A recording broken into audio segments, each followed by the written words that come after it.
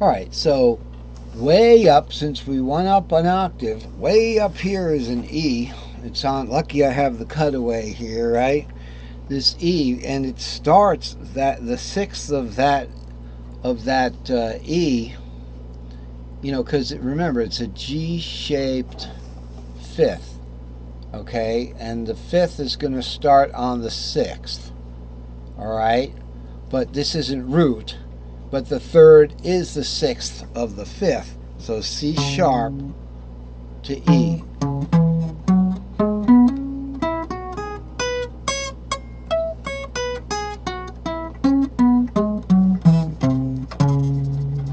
So that's C sharp right there. So that's where we get the car, the car. Okay, this is the C root, which is the A note. Remember, I told you in the key of C, G is red, so G's still G, and so that's where we get that C-A-R, because it's the A. This is the barred A root. All right, and then remember, every cage shape has a barred root. Every age shape, not C, just A-G-E-D. And we are talking about not the key of C right now, right? This is what this is all about, but certainly about how the relationships between the notes in the key of C can transfer right over to the other cage members, or any key. There's 12 keys. I mean, there's lots of keys. There's minor keys, but there's 12 major keys. So each root is going to be a barred root, and that one A is right on the A string, and then that's the fingered A of the second inversion A. So it's A there, but it's also the barred G shape. And there we are again with the G shape, but now, okay, it's a barred. Okay, this is a G root here, and here's the G. It's G root. We're talking root here, all right? So it's a barred root here. If we're going to play the cage, if we're going to play the chord, rather. If you're going to do the tri-pentatonic, you're not going to bar there. But that is familiar to very commonly known as the G string root. That's why it's G there. I was going to play that pentatonic, and we did that. So same thing. So it's really, we've got the same thing happening, the same relationships. It's just different colors now, but I mean different numbers on the same colors. So here, where the 6 was the sixth, which was Aeolian in the key of C, in the key of A, the 6 is the root. Let's look at the key of G, because we're going C-A-G-E. So now the E gets moved up, okay, or the whole fretboard conveyor belt or something gets moved down, right? That's probably what where we got that from, where the guy, I know the fretboard conveyor belt now. So now it's going down effectively. So now E's been promoted to E6. Okay, in the key of G. We look at that. We're going to be playing a G on the bar, on the hard fret nut actually. Now G chord's going to play okay. We're not going to be able to access that 7 with normal chords. We'd have to access this 7 over here. Okay, and we talked about that a lot last lesson, about using the different the S3 XLs there. But right now I want to focus on the roots and the shapes in the different keys, cage keys here. So we don't worry about that now. Let's worry about a G shape. So the roots are, here's the G string root, okay, which is also the A fingered root.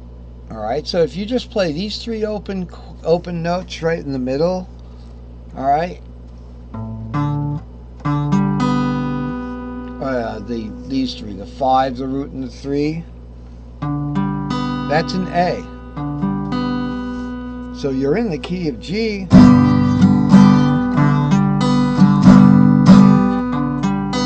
Well, guess what? If you play a major G and then you play an A like that,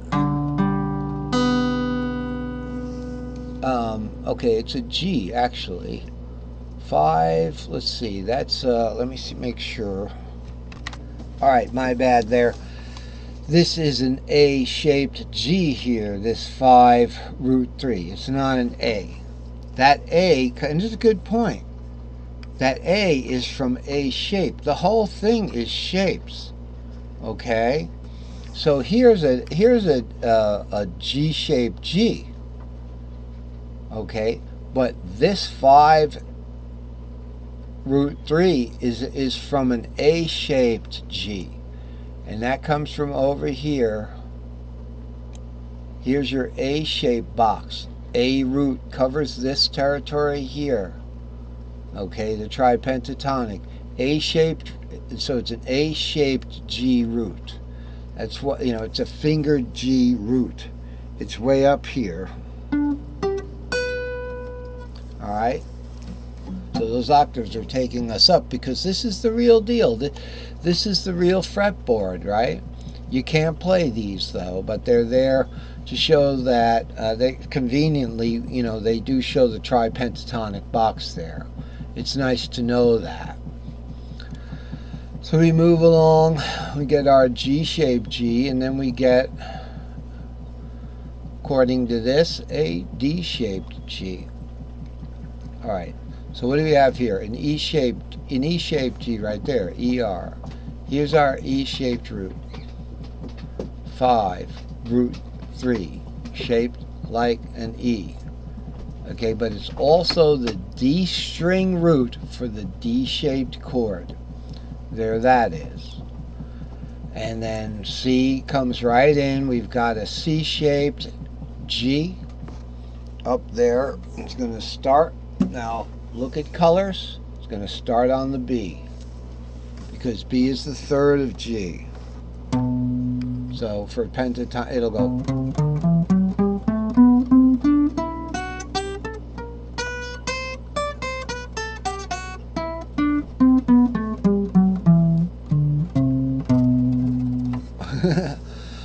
So that's the C, E, G cages all mixed together, and then they make a diatonic scale, because 1, 4, 5 pentatonic superimposed gives you the diatonic scale. That's all you need.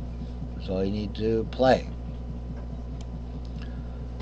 Then moving right along, you know, we have the G-shaped root again.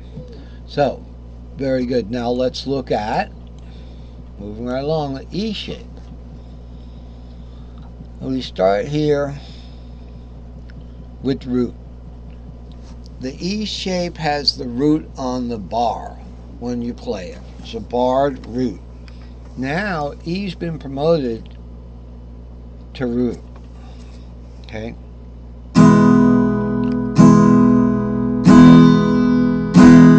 Here's the fingered action note E, root.